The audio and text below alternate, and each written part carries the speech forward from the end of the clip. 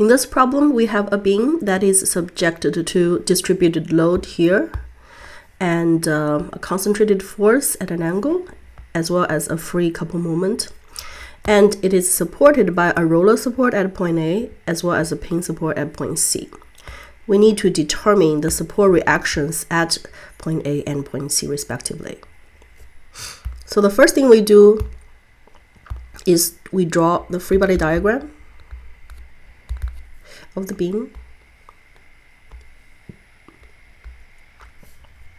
So we replace this distributed load by a concentrated force, which equals to 100 times 0.6, therefore 60 Newton, and the location is right here in the center, therefore 0.3 meter away from point A.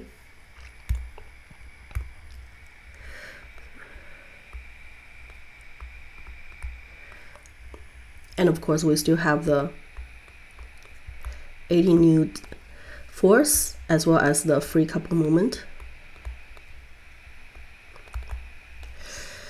For the support reactions, because at point A we have a roller support, therefore there's only one support reaction, that is vertical up.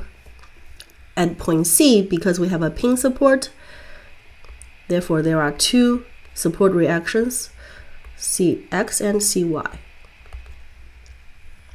So Ay, Cx, and Cy are our unknowns, and here we have one 2D free body diagram of a rigid body. Therefore, we can write three equilibrium equations, and that will enable us to solve for all three unknowns. So our free body diagram is now complete. We move on to write our equations. Resultant force along the x direction. Normally, if you don't specifically write it out, we assume the conventional positive direction for x, which is to the right. If you want to make it clear, you can write it out as well. This equals to simply Cx, and then we have 80 Newton. This has a negative the x component that equals to 80 times sine 30 degree, and this equals to 0. Resultant force along the y direction. This is again assuming conventional direction for positive force, that's up. And this equals to Ay minus 60 Newton minus 80 has a vertical component plus Cy, and that equals to 0. For resultant moment, even though you can summarize your moment about any arbitrary point, a good practice is to summarize the moment about the point that eliminates most forces. In this case, we summarize the moment about point C because Cx and Cy both have lines of actions passing through point C, therefore they do not have moment about point C. Therefore, they do not show up in your moment equilibrium equation. The only unknown that shows up in your moment equation will be Ay. So, again, conventionally, counterclockwise is positive.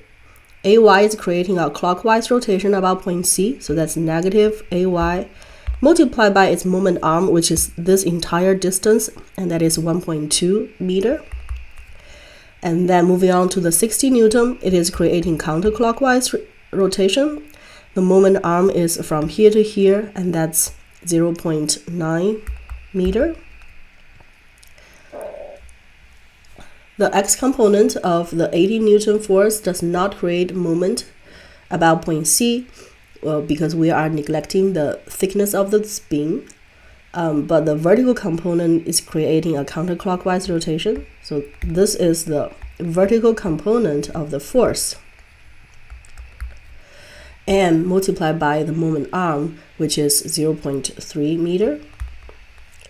And then don't forget you have a free couple moment 50 Newton meter clockwise, therefore you have to minus the 50 equals to 0.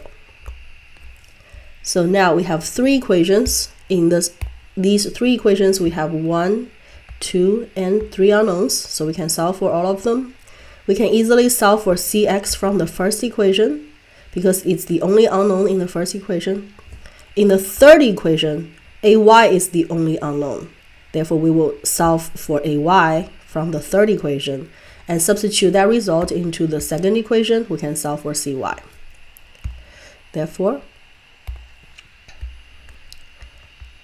Ay equals to 20.7 Newton, Cx equals to 40 Newton, and then Cy equals to 109 Newton.